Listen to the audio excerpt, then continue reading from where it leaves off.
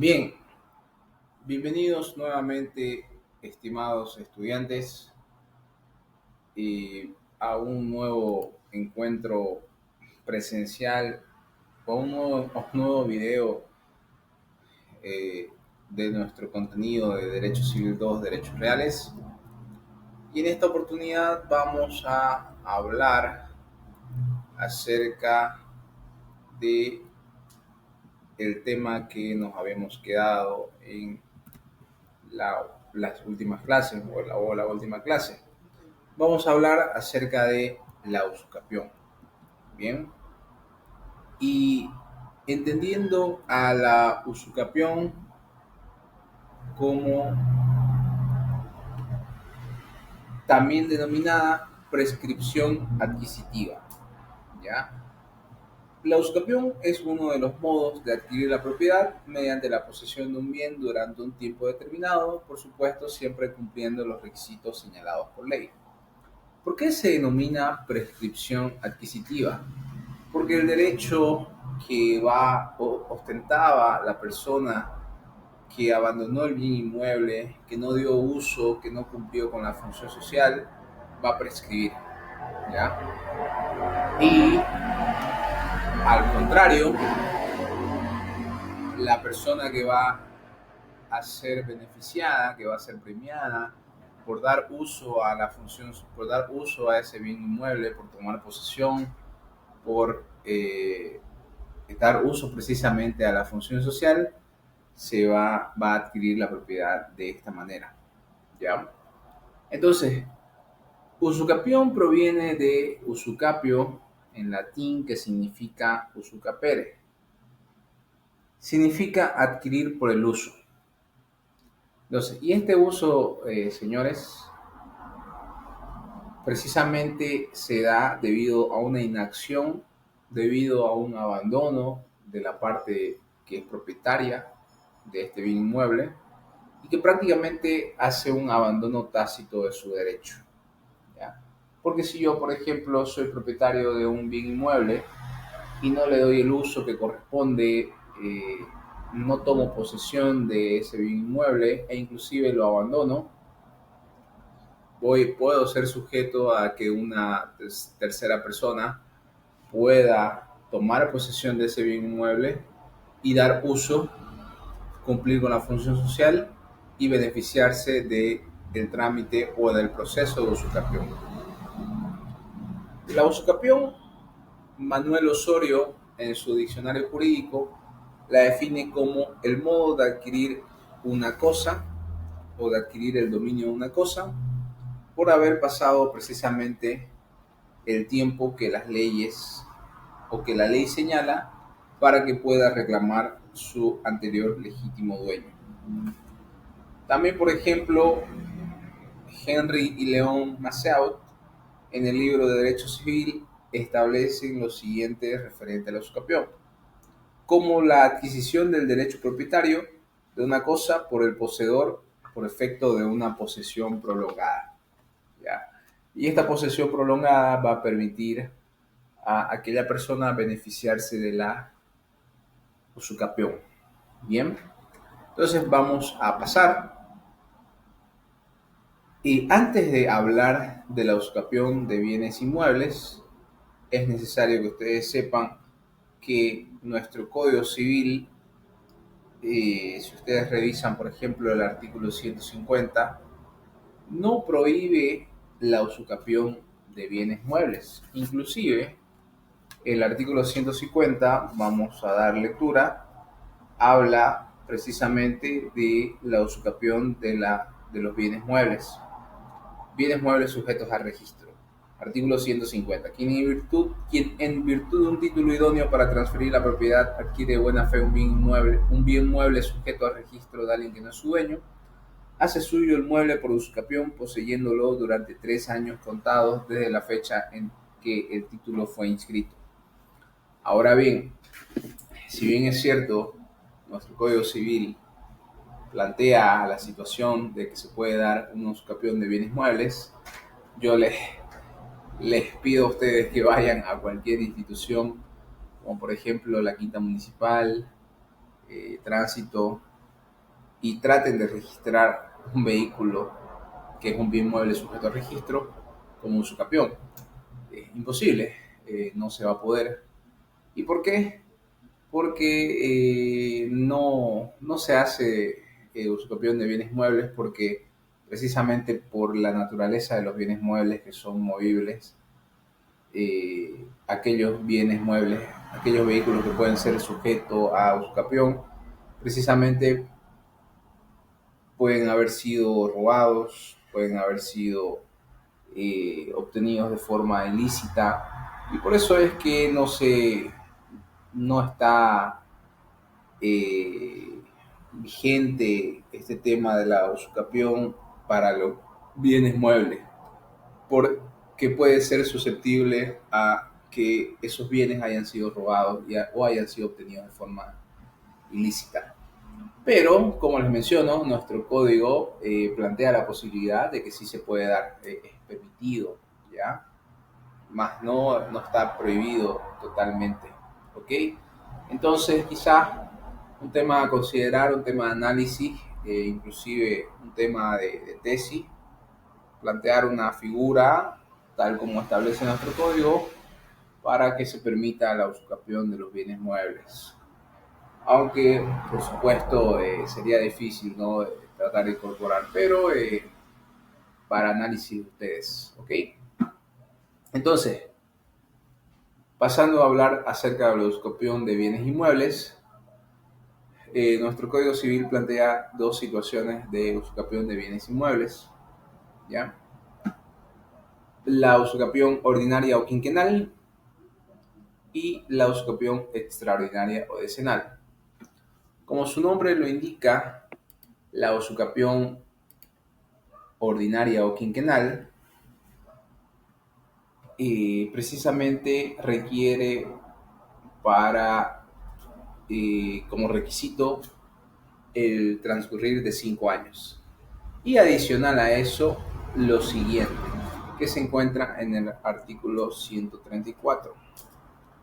Quien en virtud de un título idóneo para transferir la propiedad adquiere de buena fe de un inmueble de alguien que no es su dueño, cumple la usucapión a su favor poseyéndolo durante 5 años contados desde la fecha en que el título fue inscrito. ¿Ok? Entonces, ¿cuáles serían los requisitos aparte del transcurrir de los 5 años? Un título idóneo, y este título idóneo tiene que estar inscrito en derechos reales, tiene que existir buena fe, tiene que existir, por supuesto, la posesión, y esta posesión prolongada en el tiempo, precisamente de 5 años. Pero vamos a ver cada uno de estos requisitos de forma desmenuzada, ¿ya? Cuando se habla del título idóneo, o también denominado anteriormente como justo título según el Código Civil abrogado, era este título, este documento de propiedad que el vendedor consigue al haber comprado del aparente dueño del bien, ¿ya? Entonces yo, por ejemplo, presumo que tal persona es propietaria de un bien, yo le hablo y le digo, bueno, quiero comprarlo. Entonces este señor no tiene los papeles en regla, pero él alude que sí, entonces me vende el bien inmueble. Ese sería el justo título, o bueno, en este caso el título idóneo, ¿ya? Y punto importante a considerar, no importa que la persona que vende sea o no el verdadero dueño, ¿ya? Es indistinto. Lo que importa es que exista la buena fe de parte mía como comprador y después poseedor de que lo que estoy comprando es correcto, de que está cumpliendo con las formalidades de la ley, de que el vendedor no tiene ningún problema, etcétera, etcétera, ¿ya? Y por supuesto, este título idóneo, como establece el artículo 134, tiene que estar registrado en derechos reales. Entonces aquí, por ejemplo, cumple la usucapión a su favor poseyéndolo durante 5 años contados desde la fecha en que el título fue inscrito. Entonces, el transcurrir de los 5 años se va a tomar en cuenta desde la fecha en que fue inscrito el título. ¿Ok? Por supuesto, este título tiene que estar con reconocimiento de firma o seguramente protocolizado porque la institución de derechos reales lo va a requerir. ¿Ya? Por eso es que muchas veces no se da esta figura de la usucapión porque no se cumple con este elemento central y primordial, el título idóneo registrado en derechos reales. ¿Ya? Por eso es que van a ver que la mayoría puede tener el título, pero quizás no ha tenido el registro en derechos reales. Entonces prefieren esperar directamente los 10 años a efectos de cumplir con los requisitos de la usucapión extraordinaria o decenal. ¿Ya? Entonces, primer elemento, título idóneo, registrado en derechos reales. Segundo elemento, la buena fe, que precisamente es esa confianza, esa certeza que tiene el comprador y después poseedor de que el vendedor era el verdadero propietario del inmueble que compró. ¿Ya? Entonces tiene que existir siempre buena fe. Basta la buena fe del comprador y después poseedor. Si el vendedor lo realiza con mala fe, eso es indistinto. Lo que basta y sobra es la buena fe del comprador y después poseedor. ¿Ok? Siguiente elemento, por supuesto, la posesión, porque sin la posesión es imposible realizar un trámite de usucapión. Entonces esta posesión tiene que ser demostrada que es pública, que es continua, que es pacífica. ¿Ya? Y el tiempo de haber transcurrido deben ser 5 años continuos que se van a contar a partir del registro del título. ¿Ya? Entonces es muy importante que a partir del registro del título es que se va a contar estos 5 años. Por eso es que, como les mencionaba, muchas personas pueden tener título, pueden tener todo, pero no tienen el registro en derechos reales porque es un poco complicado registrar algo de lo que un supuesto dueño no tiene el registro. ¿Ya? Entonces, no tiene correcto el registro. Entonces, sin embargo, se da la situación, es menos seguido, pero se puede dar la, la situación en que el título está registrado en derechos reales y se ha cumplido con el requisito mínimo de tiempo. ¿Ya? Pasando al siguiente tipo de usucapión, tenemos la usucapión extraordinaria o decenal que vamos a encontrar en el artículo 138, que vamos a dar lectura. Usucapión decenal o extraordinaria. La propiedad de un bien inmueble se adquiere también por solo la posesión continuada durante 10 años. ¿Ya? Entonces aquí, señores, no se requiere nada de justo título, no se requiere ningún tipo de registro de ese justo título o título idóneo en derechos reales. Lo único que se requiere, lo único que se necesita para este tipo de usucapión es que la posesión sea pacífica, sea continua, sea ininterrumpida, sea pública por más de 10 años. ¿Ya? Inclusive no se requiere que haya buena fe, ¿ya? Pero debe ser pública, pacífica, continua e inequívoca. ¿Ya? ¿Por qué? Porque no se va a poder contar con una posesión que haya sido obtenida de forma violenta, que haya sido obtenida por la fuerza. Va a cesar este elemento de la posesión y se va a tomar en cuenta a partir del día de que cesen todos estos extremos. ¿Ya? Entonces, por eso es que ustedes van a encontrar en la mayoría de juzgados públicos civiles y comerciales, en su inmensa mayoría, procesos de usucapión extraordinario decenal, porque solamente se requieren los 10 años y precisamente las características de la posesión, que sea pública, pacífica, continua e inequívoca. ¿Ya? Ahora, ¿qué pasa? ¿Qué pasa? Por supuesto, esta posesión pública, continua, pacífica, pública, pacífica, continua e inequívoca debe ser para ambas usucapiones, ya procede para ambas. ¿Qué pasa con aquellas personas que están prohibidas o no permitidas de usucapir? ¿Quiénes están exentos de usucapir? Está exento de usucapir a los detentadores. No pueden iniciar procesos de usucapión los detentadores. ¿Por qué? Porque tienen una posesión precaria, tienen una posesión insuficiente. No va a ser un poseedor un inquilino, no va a ser un poseedor un anticrecista, no va a ser poseedor un casero, por ejemplo, no va a ser poseedor un tolerado, ¿ya? Entonces, estas personas, estas situaciones en particular, no está permitido el trámite de usucapión para ellos, ¿ya? ¿Y cómo yo voy a, aunque por supuesto en la práctica se da bastante que este tipo de personas siempre quieran pretender usucapir? ¿Y yo cómo voy a desvirtuar esta situación? Precisamente con pruebas, ¿ya? ¿Cuál va a ser la prueba estrella para demostrar que una persona es inclina?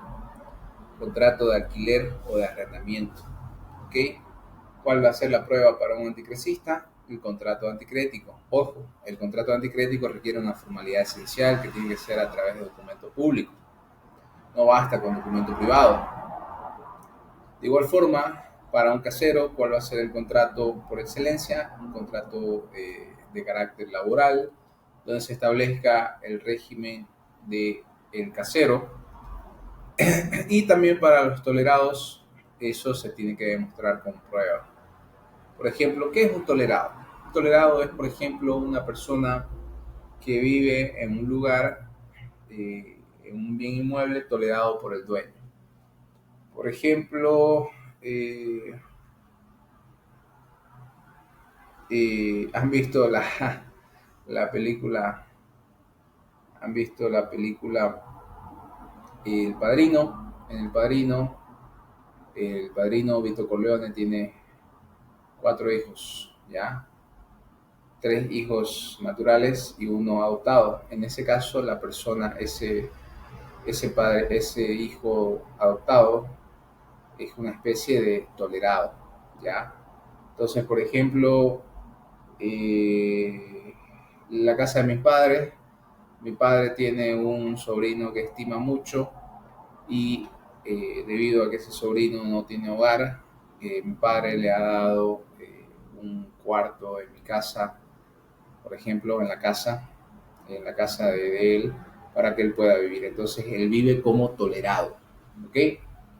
Entonces, no pueden usucapir este tipo de personas, no pueden iniciar el proceso de usucapión, ¿ya? La doctrina no lo permite, no está permitido. Entonces, el juez debe certificar este aspecto para que no se dé esta situación. Como tampoco está permitido usucapir bienes de dominio público, ¿ya? No se puede usucapir bienes de dominio público, solamente se puede usucapir bienes de dominio privado, es decir, bienes particulares, ¿ya?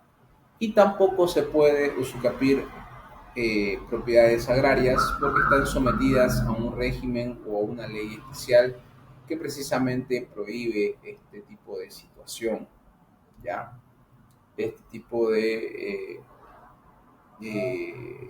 propiedades agrarias no se da, no se da la usucapión, imagínense ustedes, si no todas las propiedades agrarias estarían siendo objeto de usucapión porque no hay persona que tome posesión, que cuide las propiedades agrarias, etcétera, o es mínima la posesión que se ocupa y si no, pues todas las propiedades agrarias serían objeto de usucapión, ¿ya? Entonces, no está permitido para este tipo de situaciones de la usucapión. No pueden usucapiar inquilinos, anticresistas, caseros o tolerados. No se puede usucapiar sobre bienes de dominio público. Y tampoco se puede usucapiar sobre la propiedad agraria. ¿Ok? Por último, para que ustedes sepan también, quizás como lineamiento importante a considerar, que existió, o bueno, existió precisamente porque ya no está vigente, la ley 247 que fue dictada en el año 2012. ¿Qué pasaba con esta ley 247? La ley 247 había cambiado el nombre de la usucapión a regularización de derechos propietarios sobre bien inmueble urbano destinado a vivienda. ¿Ya? Entonces, lo que había hecho prácticamente era regular ciertas situaciones que nuestro código no planteaba, daba facilidades para aquellas personas que cumplían con los requisitos de los 5 y 10 años. Entonces, daba ciertas facilidades a aquellas personas, ¿no? Para que puedan registrar bienes inmuebles a su nombre, ¿ya?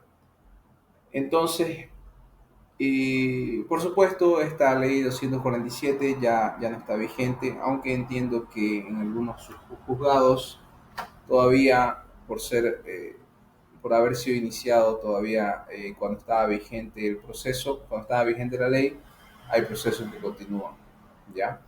Entonces, con eso vamos a finalizar la parte o este tema de la usucapión y la actividad que se encuentra en plataforma está preparada para ustedes y habla acerca de la usucapión, ¿ok? Entonces es una actividad sencilla donde se ven casos relativos a la usucapión que van a distinguir situaciones como las que hemos estado revisando. Entonces vamos a pasar a hablar un poco acerca del siguiente tópico, del siguiente tema, que se denomina la copropiedad y la medianería. ¿Ya? ¿Qué sería? Y aquí hay un ejemplo perfecto de la copropiedad, que hay un edificio donde hay varios copropietarios y todos los copropietarios son dueños del edificio, ¿ya? Son copropietarios del edificio. ¿Qué sería la copropiedad? La copropiedad es una comunidad de propiedad por cuotas que se da cuando varias personas tienen un derecho propietario sobre una cosa determinada y no dividida. ¿Ok? Entonces, la copropiedad ocurre cuando existen varias personas que tienen y mantienen un mismo derecho propietario sobre una misma cosa, ¿ya? Por ejemplo, yo puedo ser copropietario con mi hermano o con mis hermanos de una casa, de un bien inmueble. Puedo ser copropietario con mi esposa de un lote, de un bien inmueble. Eh, Puedo ser copropietario con un vecino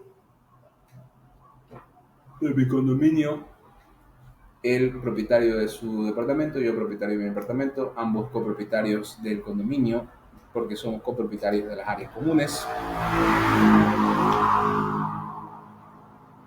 A estos dueños de la copropiedad se les va a denominar copropietarios, condominios, propietarios comunes o propietarios en lo indiviso, ¿ya? Y la parte que cada uno de los propietarios tiene sobre la cosa común no es una parte material, sino una porción ideal, una cuota parte que se representa numéricamente porque es el derecho propietario lo que se divide y no la cosa, ¿ya?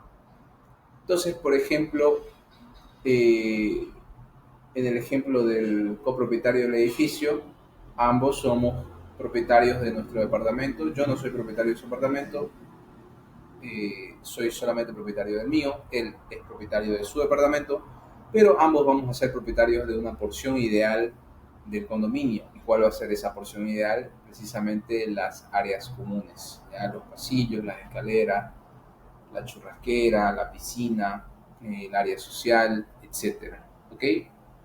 Y esa porción generalmente se denomina una representación numérica y porcentual. Ahora, esta copropiedad se va a originar de diversas fuentes, ¿ya? Que básicamente van a ser dos. La fuente por la ley, por imperio de la ley, por establecimiento de la ley y por la voluntad manifestada en un contrato, en una sucesión y en una prescripción, ¿ya? Vamos a explicar eh, cuáles pueden ser estas causas de la copropiedad. Generalmente la causa más común o de las causas más comunes en las que se da la copropiedad es precisamente por la muerte de un propietario que tiene y deja varios herederos, ¿ya? Por ejemplo, mi abuelo falleció y su casa eh, la heredaron mi padre y sus hermanos, es decir, mis tíos. Entonces, mi padre y sus hermanos son copropietarios de la casa que le pertenecía a mi abuelo. ¿Ok? Entonces, la muerte de un propietario que deja varios herederos.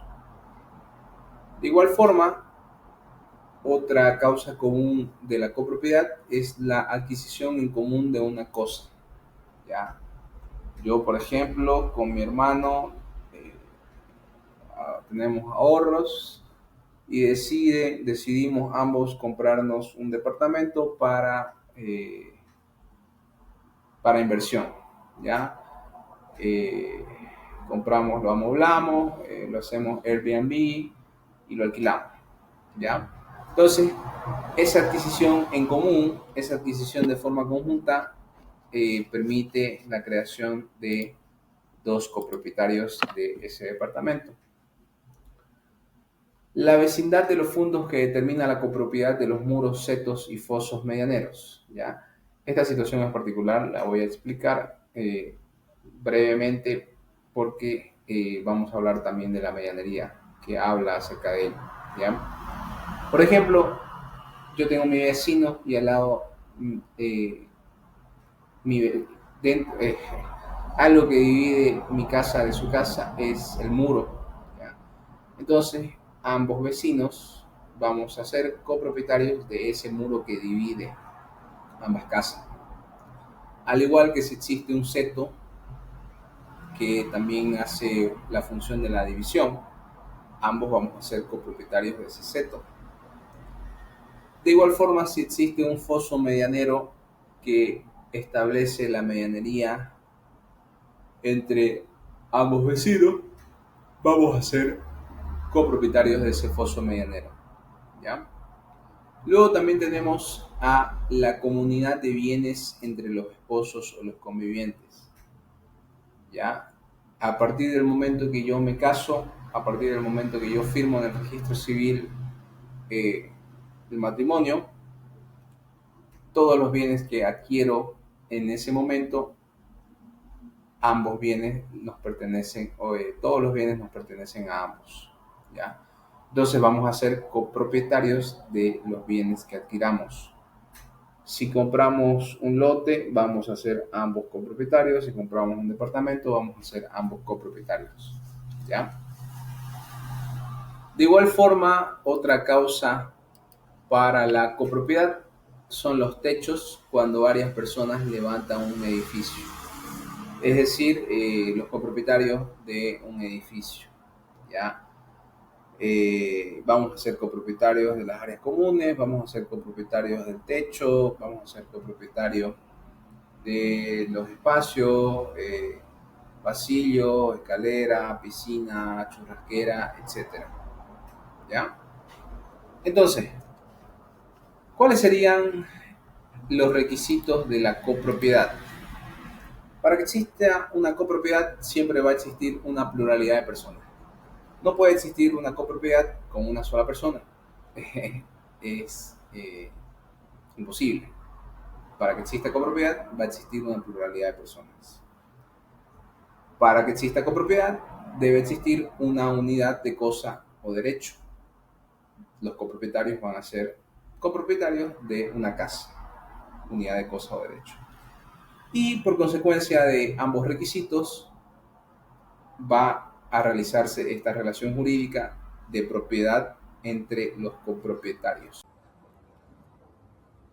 Un poco también mencionando que la copropiedad es una manifestación, una forma de manifestarse el derecho propietario, una manifestación de la propiedad, y es por supuesto un derecho real con todas las de la ley.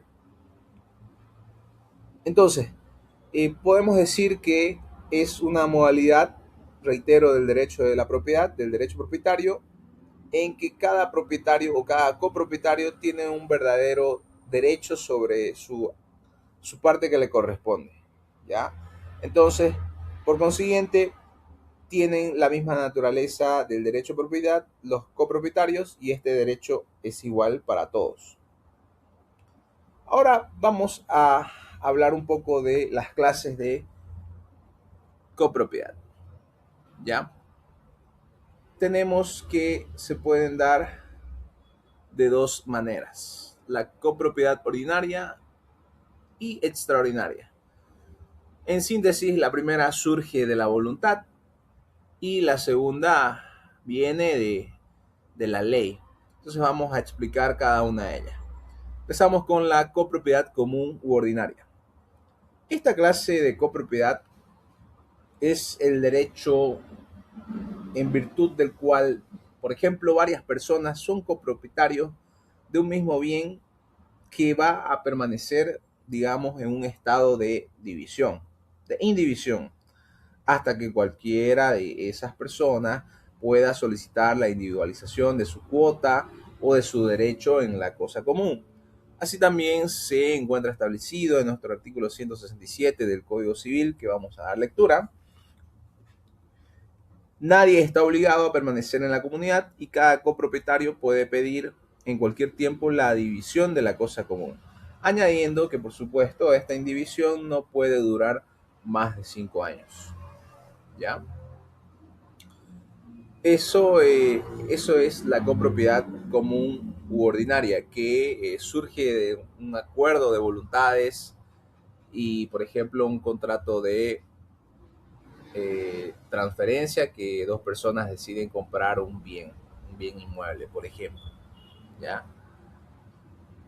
Luego también tenemos la copropiedad extraordinaria o con indivisión forzosa o coactiva. Esta clase de copropiedad es precisamente el derecho propietario que varias personas tienen sobre una misma cosa o bien, cuya principal característica es su indivisión perpetua o permanente. Asimismo, el artículo 168 establece la indivisión perpetua o forzosa, indicando lo siguiente: en las cosas no sujetas a división, los copropietarios no pueden pedir la división de la cosa común si dividida resulta inservible para el uso al que está siendo destinada. Por lo tanto, se diferencia de la copropiedad ordinaria este tipo de copropiedad que se ausenta el derecho en los copropietarios de demandar la división de la cosa común. ¿Ya? Por ejemplo, ellos en realidad aceptan de que la principal característica de que la cosa no puede dividirse, ¿ya? En realidad no debe dividirse. Mientras que la copropiedad común u ordinaria, si todas las partes están de acuerdo, la copropiedad se puede dividir, ya a efectos de que una persona pueda salirse de ese régimen de copropiedad. ¿Cuáles son los derechos y obligaciones de los copropietarios? Bien, entonces como derechos tenemos del uso de la cosa sin perjudicar el interés común ni negar o impedir a los otros copropietarios el uso, así lo establece nuestro artículo 160.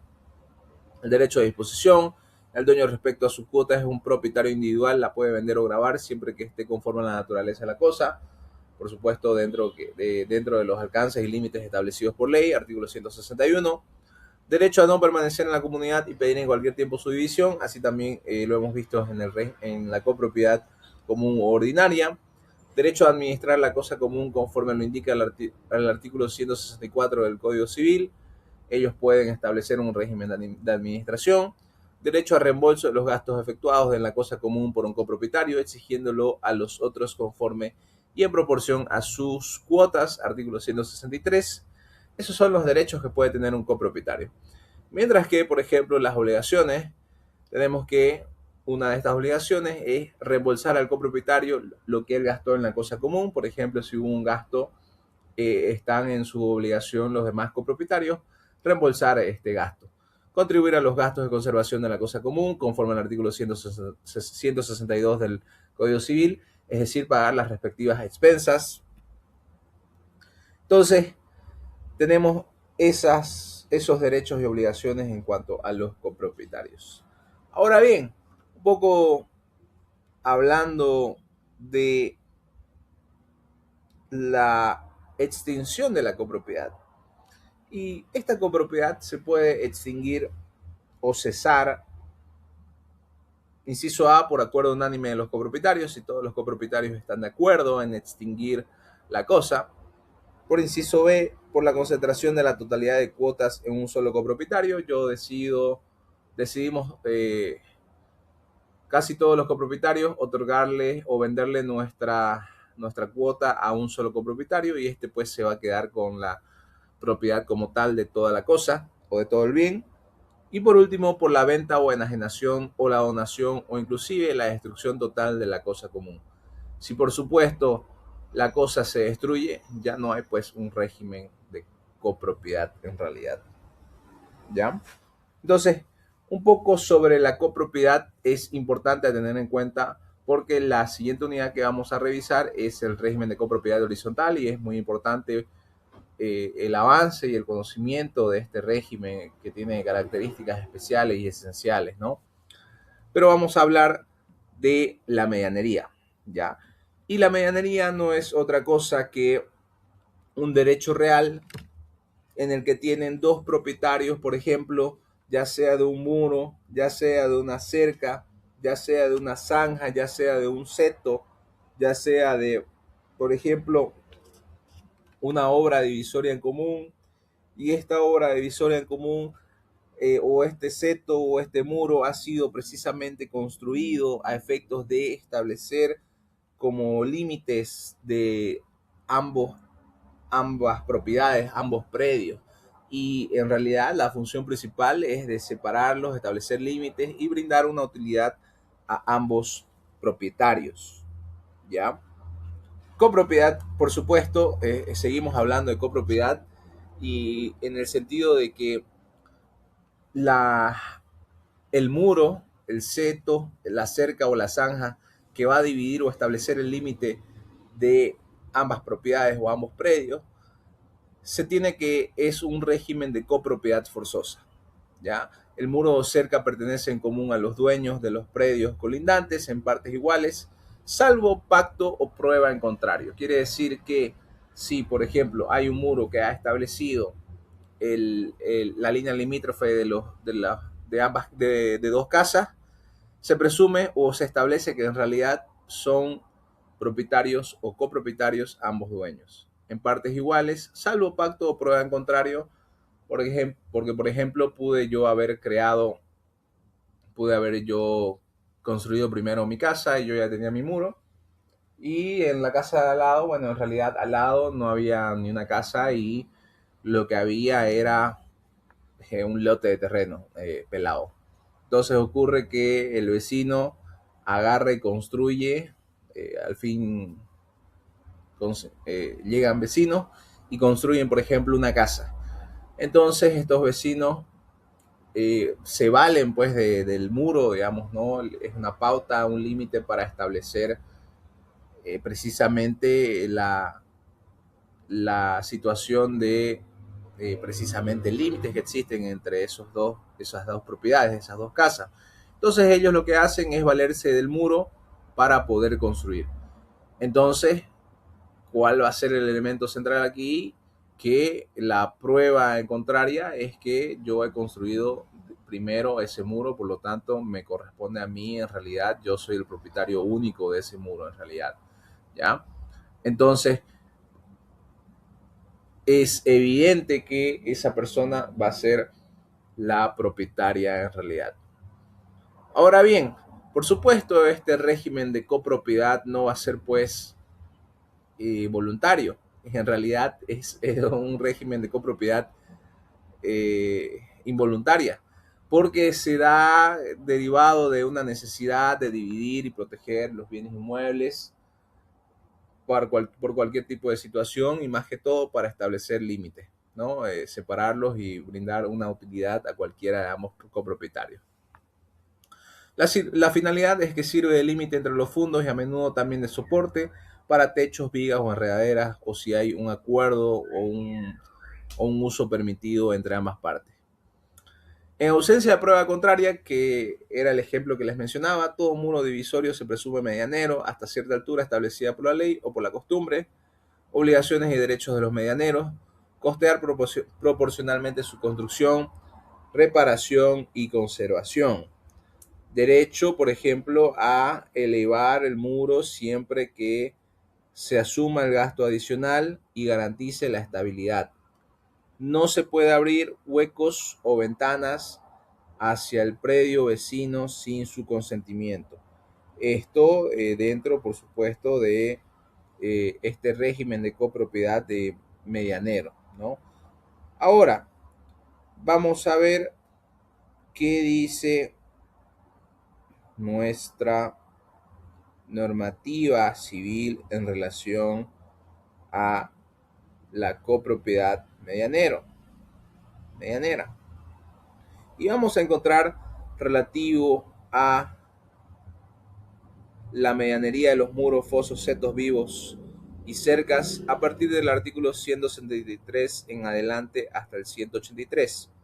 Por ejemplo, lo que les hablaba y mencionaba acerca de la presunción de medianería del muro divisorio lo vamos a encontrar en el artículo 173.